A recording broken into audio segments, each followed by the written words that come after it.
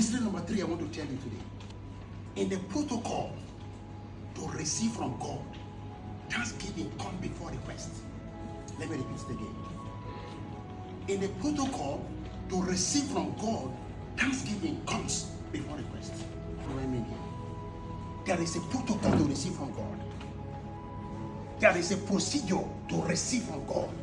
In that protocol, in that procedure, thanksgiving is a step before your request. Let me explain what I mean. You know our Father who art in heaven, hallowed be your name.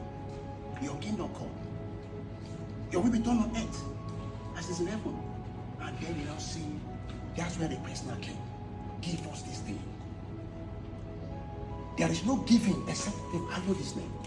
You need to acknowledge him as a father. He said, our Father. That means you acknowledge him as a father. The Greek word I think is pata, source. You acknowledge God as a source first. You acknowledge him as a father. After then, you now come down. Hallowed be your name. When his name is hallowed, when you praise his name, you hallowed his name, you worship his name, and then you talk about his will. When his name is hallowed, then his will can come on earth. His will can come from heaven to earth. But you have to hallow his name first. You have to appreciate him. And then his will be done on earth. That is when you can now ask for request. Give us this day our daily bread. Some people, what they do, they start with the request. They come into God's presence asking for request. Begin to request for God. God, give me a husband. God, give me a wife. God, give me a child. God, give me this. God, give me that. They've not hallowed his name. They've not praised his name. They've not given him thanks. It appears if God doesn't answer prayer. Because you are breaking the protocol. You can't receive daily bread if it's not been hallowed. That is what it means. Hallelujah.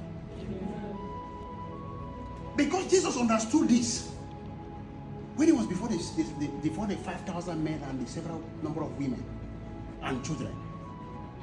What was the first thing he did? First of all, he took the bread.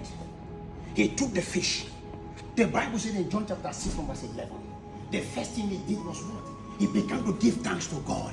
Even though people were hungry, even though people they were having lack, they were frustrated, but they carried it. He knew that thanksgiving is a password. He knew that thanksgiving gives you access. The first thing he did, he began to hallow the name of God. He began to say, Father, I give you thanks. He took the bread. He began to give thanks to God. That was the first thing he did. If you look again in the Bible, in John chapter 11, from verse 41, when Jesus was before the tomb of Lazarus, what did Jesus do? The Bible said, even though Lazarus, he was before the dead Lazarus, even though he was before the dead Lazarus, Bible said he began to give thanks. He said, Father, I give you thanks because I know you will hear me. And before he made a request, he gave thanks to God. He said, God, I give you thanks. I give you thanks because I know even though my Lazarus is dead, he's going to wake up.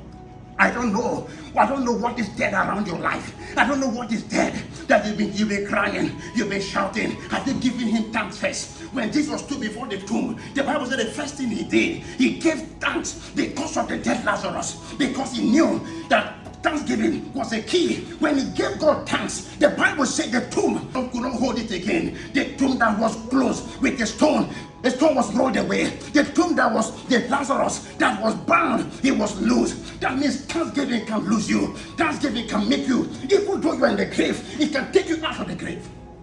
Time to thank God is even when you are facing your dead Lazarus. In the time of life, is the best time to thank God. Because God was saying, look at this name, look at this man.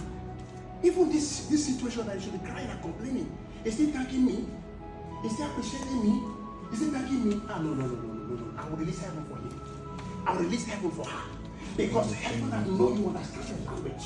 You know the protocol of the heavens. You understand how the heavens work. You understand how things work in the kingdom. That you are appreciating God, even though you are in your chain, even though you don't have food to eat. Like the people as they stood, they don't have anything to eat. They were crying. The Bible said that they had to go to Jesus. This one, they don't have anything to eat. Jesus said, let them sit down. When they sat down, the first thing he did was not to complain with them, was not to cry with them. The first thing he did was he began to appreciate God. And then God had to make that means thanksgiving can multiply the little you have. Have you appreciated God for the little fish you have? Have you thanked God for the little thing he has given you? Have you thanked God for that little loaf of bread? Have you thanked God for the fish that he has given you? That's a multiplication factor attached to thanksgiving.